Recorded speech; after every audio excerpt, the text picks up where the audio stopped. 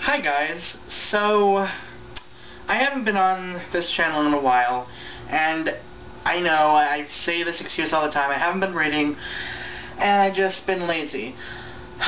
So I'm here to do a kind of discussion / rant video response to DannyMarksYA, Melissa, and all the other people that are discussing this topic. So there was an article on the Wall Street Journal talking about how YA literature is becoming too dark and that people want to try to ban YA books because of all this stuff, and I'm here to respond to that. So in the article they discuss stuff like talking about what happened in the 70s with books in the 70s and how they dealt with the dark topics, and then how YA books today are kind of dealing with the same topics and how it's becoming too dark. Now the thing that really pissed me off about this article is when they talked about Morse Kessler's book Rage and the Horsemen of the Apocalypse series. I'm not sure, I haven't read that series yet, but basically the books are about this girl who gets, I think, sexually assaulted by someone as a school prank or whatever, and then she resorts to cutting herself in self-mutilation. And the stupid idiot who wrote the article decided to say that that book was glamorizing self-mutilation. Glamorizing self-mutilation. Glamorizing self-mutilation. Really? Okay, let's just discuss this for a little bit. Let's just kind of go and talk about why this is just so idiotic. Now, here's an example. I haven't read Rage, so I'm going to talk about another author that writes sort of controversial, darker themed topics, Ellen Hopkins. Now, I love this lady. This is like the nicest woman you'll ever meet. She is amazing.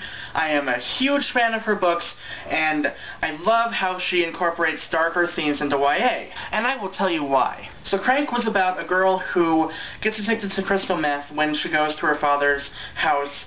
Her parents are divorced, and she goes to her father's house and tries crystal meth, or something along those lines. Yeah, meth. And she gets addicted to it. Now, when I read this book, I was thinking a lot of various things. I was shocked.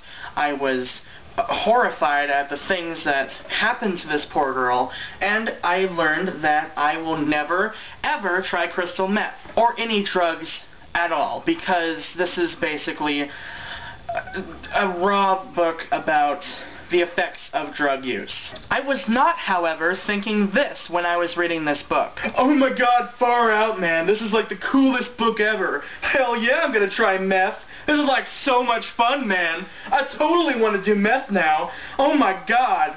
This stupid girl is just, oh, she is so funny. Ha ha ha ha ha ha ha. Stupid people. You obviously think that teens are idiots. Now that was the part of the article that really pissed me off the most. And to kind of go back to another article that really pissed a lot of people off is that article about Speak. I'm not sure exactly when this article was written, I forget exactly, but it was about basically this man or guy or whatever trying to ban Speak in a state or whatever, and it was because it made rape look like prostitution or something like that. And that part really pissed me off. Because, just, alright, they obviously don't know what the word rape means. Obviously. Because, oh my god, that just, you people. I don't really understand why people ban books. I mean, it doesn't make any sense to me. I mean, the parents could just tell their kids that they don't want them to read these books because they're too mature for them. That's all they have to do. They don't have to go make a big, huge explosion about it and ban a book because of that. They could just say, no, Bobby, I do not want you to read that book. Maybe when you're older. That's all you have to do. But no, you make a big deal about it and ban all these books for idiotic reasons. Oh, I'm sweating. Oh my god.